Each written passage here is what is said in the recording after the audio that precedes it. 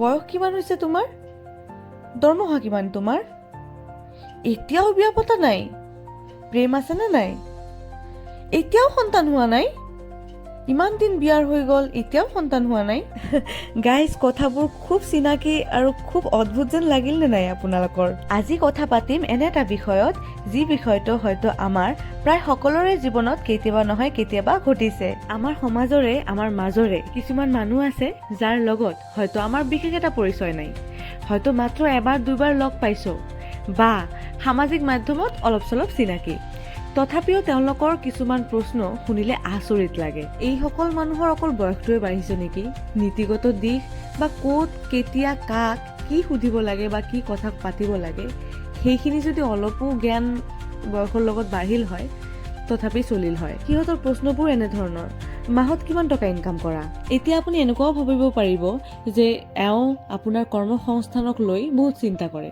আপুনি বেকাৰত্ব হৈ কিনে তেওঁৰ ওচৰত কাম বিচাৰিব যাব, ই আপোনাক কোনো ধৰণৰ সাহায্য নকৰিব, কিন্তু সুধিবলৈ আগতে আছে কিমান টকা ইনকাম কৰা। মই এটা কথা জানিব বিচাৰো, এওঁলোকৰ ওচৰত এই প্ৰশ্নবোৰ খুব সাধাৰণ যেন লাগে নেকি? আমাৰ ঘৰৰ ওচৰতেই এজনী বৌ আছে, তাৰ হাজবেণ্ডটো ঢুকালে আৰু হাজবেণ্ডটোৰ ফেচবুক একাউণ্টটো বৌজনীয়ে চলায়। সেই একাউণ্টৰ পৰা বৌয়ে মাজে মাজে মোৰ পোষ্টবিলাকত কমেণ্ট কৰে, খুব ধুনীয়া ধুনীয়া কমেণ্ট কৰে। সেই কমেণ্টৰ ৰিপ্লেত কোনোবাই কেনেকে কৈছে জানেনে আপোনালোকে?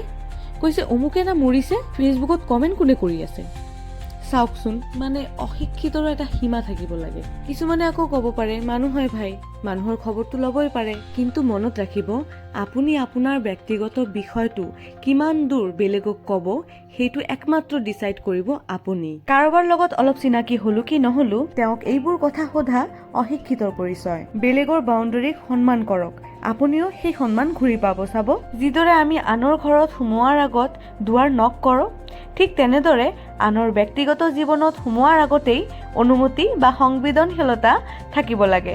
আৰু এটা কথা বিশেষভাৱে মই ক'ব বিচাৰো, আজিৰ মানুহ আগতকৈ বহুত ব্যস্ত। সকলোৰে নিজৰ কাম, নিজৰ দায়িত্ব, নিজৰ সংগ্ৰামত আছে। সেয়েহে কোনোবাই ফোন নুঠালে বা লগে লগে ৰিপ্লাই নিদিলে তাৰ অৰ্থ এইটো নহয় যে তেওঁ অহংকাৰী বা অৱজ্ঞা কৰিছে। আৰু যদি আপোনাৰ সঁচাকেই ফিল হয় যে তেওঁ অৱজ্ঞা কৰিছে, ইগনোৰ কৰি আছে, তেন্তে আপুনি এইখিনিও সুধিব নাযাব যে কিয় ইগনোৰ কৰিছা। হয়তো আপুনি নিজৰ মূল্যবোধ তেওঁৰ ওচৰত নিজেই ৰাখা নাই। আনহাতে কিছুমান মানুহে আকৌ ভাবি লয়, মই খবৰ ললো, গতিকে মোৰ যিকোনো কথা সোধাৰ অধিকাৰ আছে। নাই, খবৰ লোৱাটো এটা খুব সুন্দৰ অভ্যাস, কিন্তু ব্যক্তিগত জীৱনত অনুমতি নোলোৱাকৈ সুমুৱাই যোৱাটো সন্মানজনক আচৰণ নহয়। মনত ৰাখিব, সকলো ধৰণৰ প্ৰশ্নৰ উত্তৰ দিয়াটো বাধ্যতামূলক নহয়। নিজৰ আত্মসন্মানৰ বাবে নিজৰ সীমা নিৰ্ধাৰণ কৰাটো বা বাউণ্ডাৰী ছেট কৰাটো বাধ্যতামূলক। আৰু আমি নিজেও চেষ্টা কৰা উচিত আনৰ লগত কথা পাতোতে এই বাউণ্ডাৰীজবোৰৰ খেয়াল ৰখা। আমি আমাৰ পাৰ্চনেলিটি, আমাৰ শিক্ষা দীক্ষাক লৈ ইমান ৰিচ হ'ব লাগে যাতে বেলেগে আমাৰ কথাত অকৱাৰ্ড ফিল নকৰে। আপোনালোকে কমেণ্ট ছেকশ্যনত কিছুমান প্ৰশ্ন জনাবচোন, যিবিলাকৰ আপোনালোকে সন্মুখীন হৈছে আৰু অকৱাৰ্ড ফিল কৰিছে। যাৰ প্ৰশ্নটো চবতকে বেছি ভাল লাগিব সেই বিষয়ে কথা পাতিম নেক্সট ভিডিঅ'ত।